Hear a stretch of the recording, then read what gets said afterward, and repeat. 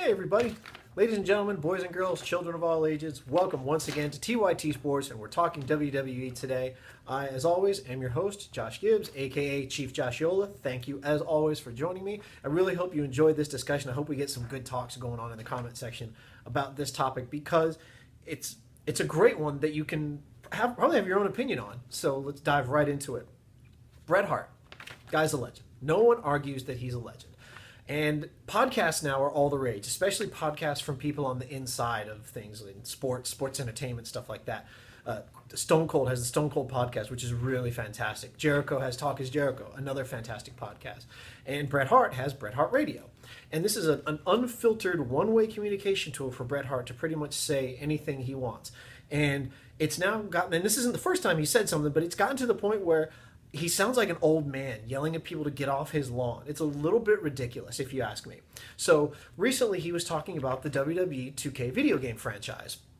And he says that he went to go meet with some of the video game guys and stuff, and he asked them why was Triple H ranked a 98 and he was ranked like in the high 80s or something like that. And the guy kind of laughed it off and said, he's the boss, so whatever, we got to suck up to him. And I mean, it was probably a joke on the guy's part, but apparently Bret took it really, really personally. And he said, and I quote, "It pissed me off. I thought, I don't care how many titles Triple H wins. He could never lace my effing boots up. Period." You gotta be kidding me, man. You are getting mad over an arbitrary ranking in a video game, something that Triple H has nothing to do with. I find it highly unlikely, seriously unlikely, that Triple H calls up the 2K franchise people and says, hey, you better make sure I'm rated 98 because, I'm kind of the boss, so do that.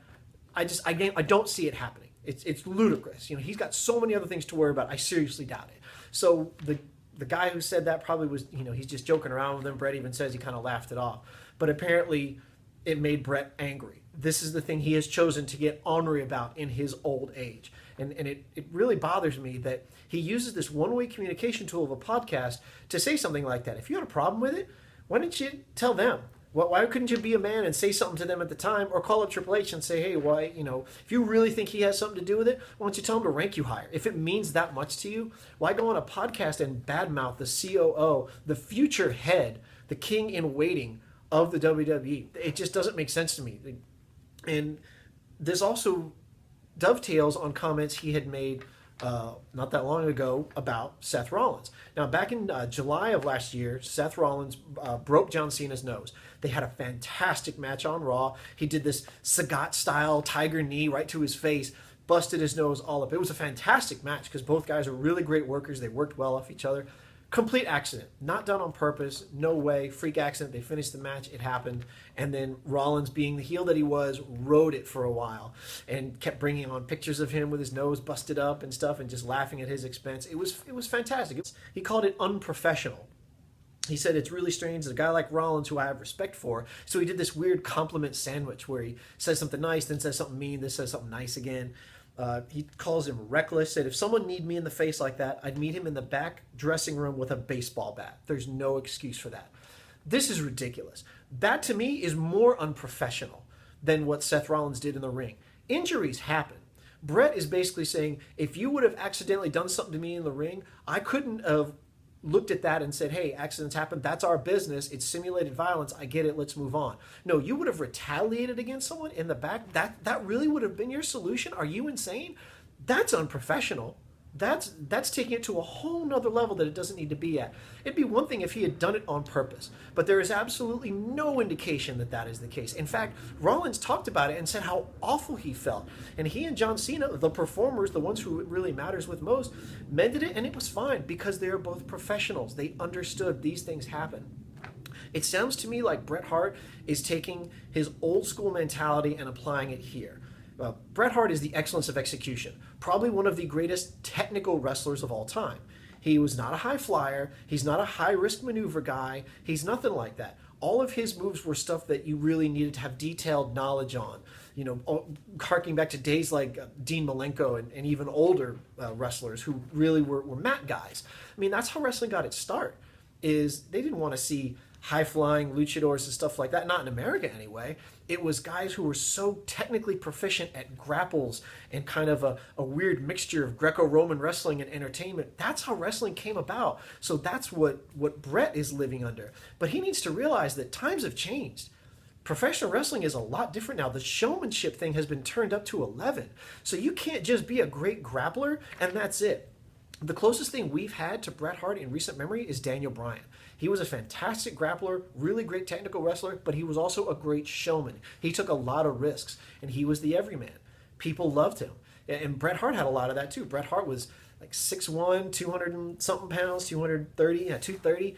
He was not, this Adonis that other wrestlers were. And so a lot of people gravitated towards him. And Daniel Bryan the same way. People saw themselves in these men.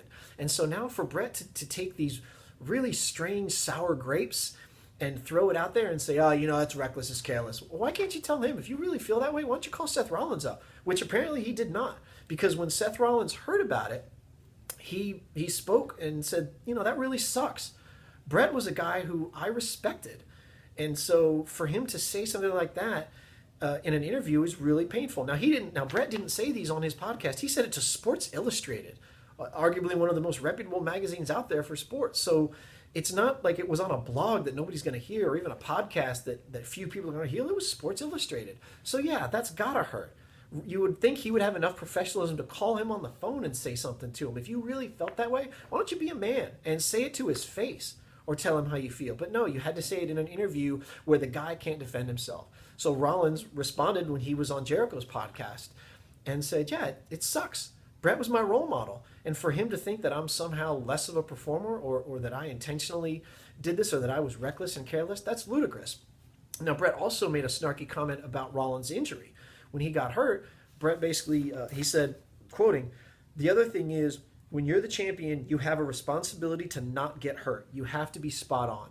That's completely asinine. That's so ludicrous. You talk about looking in hindsight. This is a guy, yeah, Bret Hart wasn't injured very often, but to be fair, he was put out with a concussion from a super kick by Goldberg. So let's not talk about how you should never get hurt when you're champ or you've got a responsibility. Give me a break.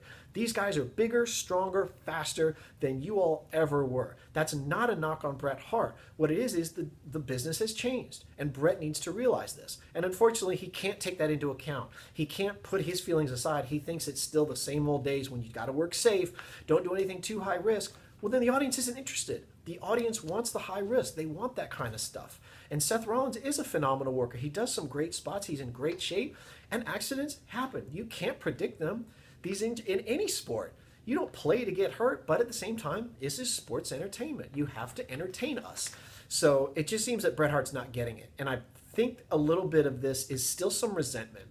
I don't think he's truly forgiven the WWE for their really sordid past. And I think it comes out in things like this, where he takes these little jabs. So he's trying this death of 1,000 cuts kind of thing, where he says, oh, well, everybody thinks me and Vince have made up, but I'll still talk trash about you. And there's nothing you can do about it because I have this unfiltered medium in my podcast. And I can say whatever I want about whomever I want.